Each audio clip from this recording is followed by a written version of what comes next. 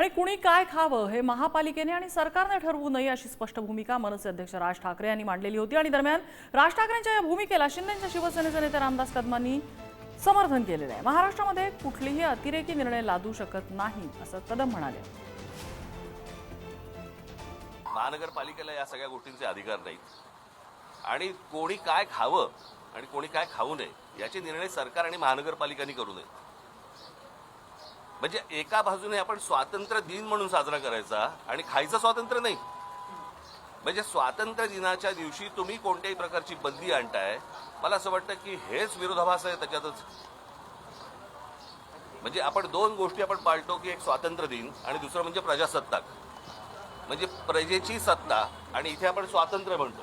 मग स्वातंत्र्य म्हटल्यानंतर तुम्ही बंदी कशी काय आणताय? आणि कोणाचे काय धर्म आहेत आणि कोणाचे काय सण आहेत याच्याप्रमाणे कोणी काय खावं ही गोष्ट मला असं वाटतं सरकारने सांगू नये। राज ठाकरे बोलले त्याला मी पाठिंबा देतोय, कळतं। आता आमच्या पक्षाची भूमिका मला माहिती नाही, पण कोणी माणूस कुठल्याही सणाला कुणी काय खावं हे ठरवू शकत नाही, हा निर्णय घेऊ शकत नाही।